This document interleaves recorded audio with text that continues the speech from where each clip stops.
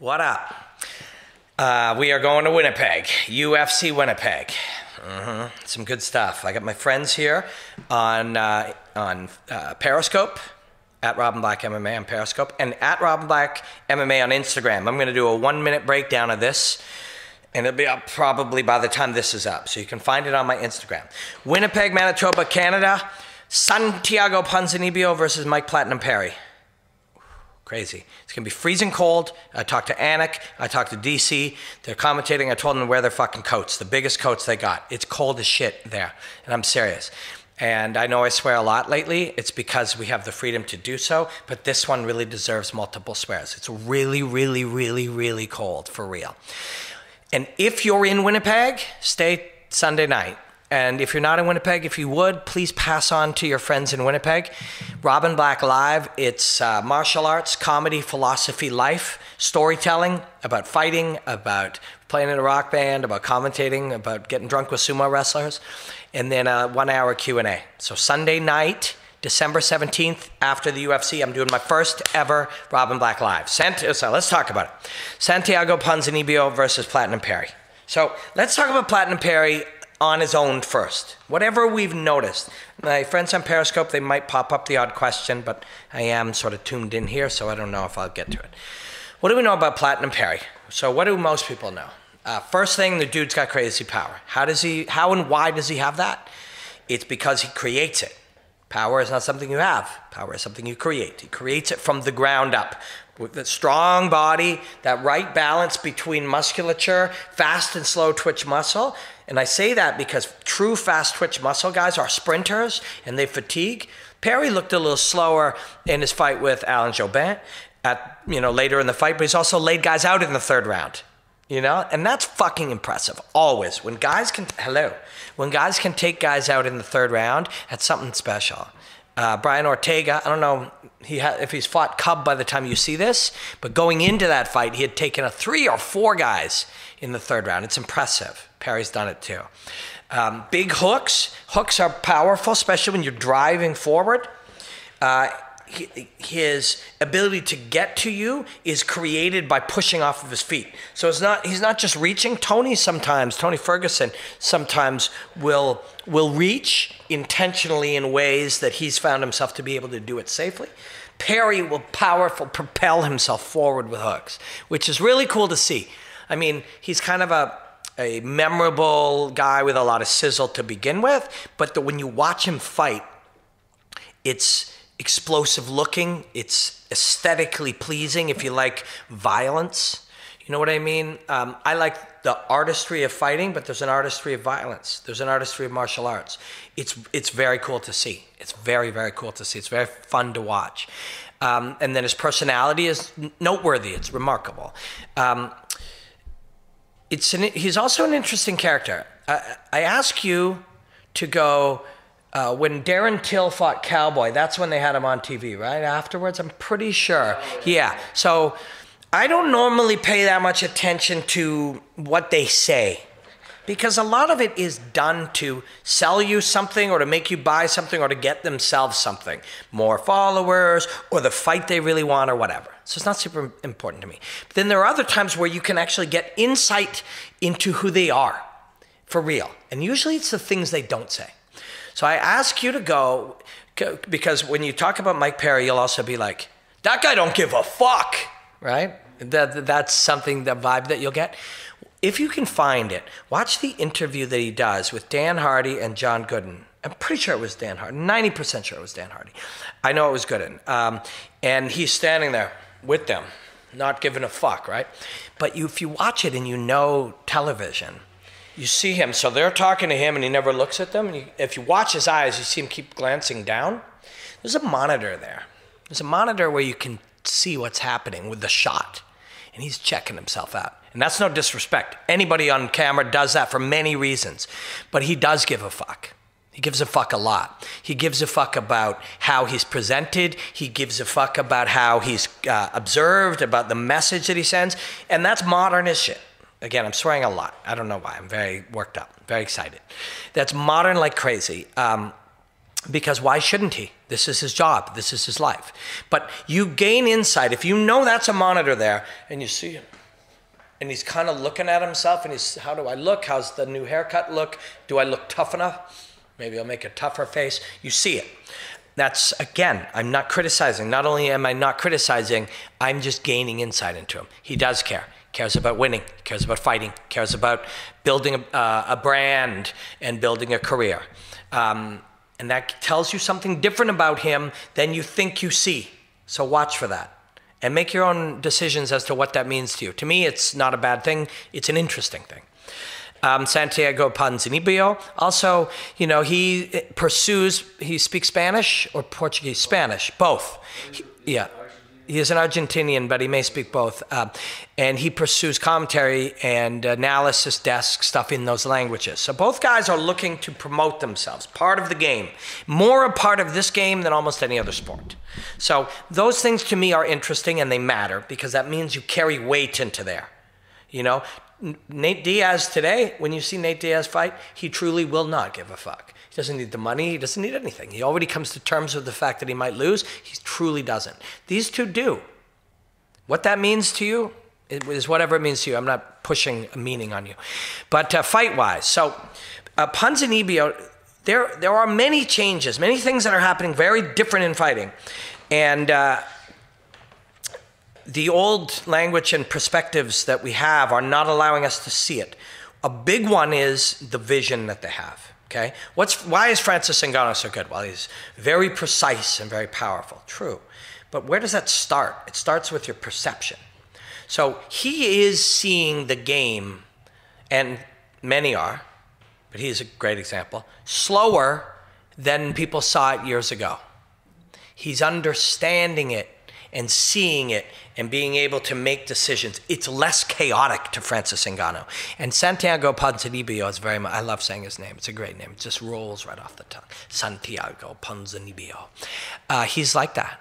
He's seeing it. It's there. And when guys are able to see the traffic coming at them and move and make you miss just by a little, you're in play, right? So if we go old school on this and try to compare attributes, very hard to do because every one of those things are just informed opinions, depending on how informed you are. If you're not very informed, they're just opinions. If you're moderately informed, they're informed opinions. Also, informed is based on all of the knowledge we have available to us now. What we'll see when we see Ponzinibbio fight now will be different than what we'll see in 10 years because we'll know more, we'll understand more. Fighting is thousands of times more complex than we understand it to be right now. And in 10 times that than with the words that we use to say it. You know, we oversimplify this mysterious thing. But I can tell you that the perception, how he is experiencing fighting for Santiago Ponzinibbio is very different than even the greats of an earlier era. Matt Hughes, the way Matt Hughes, the great of his era, saw and experienced that is very different than Santiago now. And because this is happening so quickly, is there a difference between how well somebody punches or how well they wrestle or whatever? Less so. The difference is how they're experiencing the fight, perceiving the fight, and able to get their performance out of themselves. So some of these guys who are getting to the top, that's what they're doing. Also, really fascinating to me is the younger guys, the newer guys. In almost anything, for many years we would say, well, you have 10 years of experience and I only have 4, so you have more. That's not really true now. Because the 4 that I have, fresh, starting me with a stronger, more quickly developed base, more understood base. I also, I mean, a 16-year-old fighter now has been watching and consuming fighting done at a higher level. So his base understanding of what he sees and knowledge is so much higher. Only 10 years ago, you know, my first fight was 9 years ago, and so I was training to fight 10 and 12 years ago. You go on the internet, you still had to find that thing of how to do a triangle. and is nowhere near as modern with as many details as you find it now. That 9-year-old or 12-year-old now consumes the knowledge in a much higher level. So the knowledge base starts out so much stronger. They can learn quicker. The understanding of how to teach is higher. The understanding of how to learn is higher. So all of these guys can be better in 5 years than guys were 20 years ago in 15 years. It's fucking amazing. So all of that is going on to make this fight really interesting. And then you got to deal with the fact that Ponzinibbio is one of these modern guys playing with range and space and reach. And then Platinum Perry is somebody driving forward, closing distance explosively. So I don't know how this looks. I can still see it over there. The way he gets to your chin, again, is not reaching. It's driving himself forward to land. Super exciting to watch. Mike Tyson-esque, because that is how Iron Mike fought. I spent an afternoon with Mike Tyson. Fuck, he was brilliant. Really smart. Really incredibly smart and sweet. But that ability to do that is super fun to watch. It's also, you're putting yourself at risk. Another reason why we love watching Mike Perry fight. Because by the definition, fighting that way, exploding through space, you're putting yourself at risk against guys today. Slide back, bang. They just slide back, and you were getting to their chin here. You were driving into their chin here. Their chin is now here. You're out of the way. Your hand is coming down, and you're still moving forward. And with a simple slide forward, they drill you.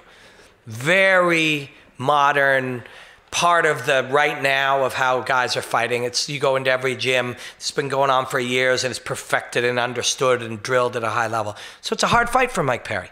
But don't be surprised to see him lay this guy out in the first round either. It's fucking awesome. So Mark and I were talking about it earlier, and he's like, this is fight of the night. And I said, or performance of the night, because somebody gets fucking, yeah, slept, starched, wrecked, murked, like whatever you want to call it, in the first 2 or 3 minutes. And it ain't just, like, even if they're both doing their best likelihood to do that, which they both will, and they should, it still could be either one. Because if Perry gets to you, you're out. And if he's trying to get to you and the other guy's like managing it, seeing it at the right speed, he's super alert, super dialed in. And this is the variable. I talked about this with Luke Thomas on his thing. Luke's a friend. And he was like, can Rose beat Johanna? I'm like, absolutely. But it is her ability to perform under pressure.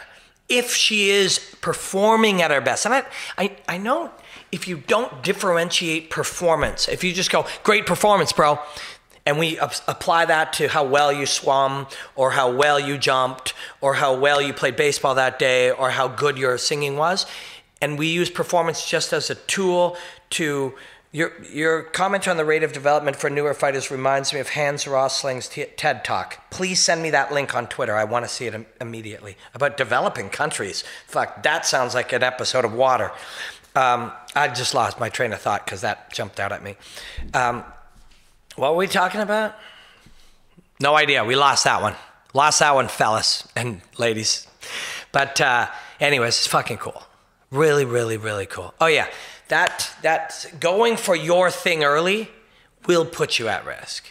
But what do? Do you not go for your thing early? Nah, both these guys are risk takers. And if you're Ponzinibbio, you better be ready for the fact that he's going to be a risk taker. Because if you're not, performance, that's what it was. Performance, ability to perform is not that we throw away the term performance. Great performance, bro. What a nice performance. Performance is a separate, the ability to perform and the quality of your state of performance is separate than the performance itself. I know that sounds fucked up, but it's true. So Rose, if she could be in an optimum state of performance, would absolutely have the ability to beat Johanna. And I talked about that with Luke, and somebody hit me up on Twitter or something, goes, no shit, bro. If she has a great performance, she can have a good performance. It's like, I'm sorry it's a complex idea, but it is a complex idea, but it's a real idea. Talk to any performance coach, talk to any, mental coach, talk to even, brain physiology people. State of performance is its own thing. It's not super well understood, but it's something that's important to me to talk about. Mike Perry will get the most out of himself. And fucking Santiago Ponzinibbio better be ready to have that. His ability to see it, be calm. You panic with Perry, you're out of there. So, but as Mark and I were talking earlier, I'm sorry I'm all over the place. It's just what I do. It's my channel. You know what I mean? People will sometimes be like, bro, you need to do it. I'll do that on the channels where we work, you know, tsn.ca or, you know, other ones where we work. It's my job to make sure I adapt. But this one's for pleasure. This one's for pleasure. This one's for happiness. This makes me happy. So I know it makes some of you happy, and some other people are like, this ain't for you. That's okay. There's lots of other ones. I wish I could make you happy the way I make myself happy, but life isn't that easy. But Mike Perry makes himself happy by fucking drilling people in the face. And Santiago Ponzinibbio makes himself happy by calmly finding, you know, the clear, clever martial arts moments in the chaos. That's what we're going to get. Fight of the night? I don't know. I'm thinking more of a performance of the night one way or the other. Or as Mark said it, somebody's getting something. Yeah. But thanks for hanging in here. If you're still here, I appreciate you. There's a lot of places you can spend your time. A lot of places. Thousands, millions, trillions. I got porn on the internet, you know. You're doing this, so I really appreciate you. Please follow Instagram at RobinBlackMMA. We're going to have some 1-minute things all week long. And follow here. If you hit that little bell in the top right corner, they will send you notifications every time we have something up. And this week we've got Daniel Cormier, we've got John Anik, we've got Duke Rufus, we've got people. I'm trying to get Dana White. I'm sending some messages to some people in production. I'm trying to, no promises. But if you see this, tell Dana to go on my YouTube channel. He'll probably do it. It's quiet in Winnipeg. Cold, too. You don't want to leave that hotel. Although he might stay at a better hotel. Or maybe at a suite in that one. Who knows? Anyways, tell your friends. Robin Black Live, December 17th, Park Theater in Winnipeg. Enjoy the hostilities, my friends.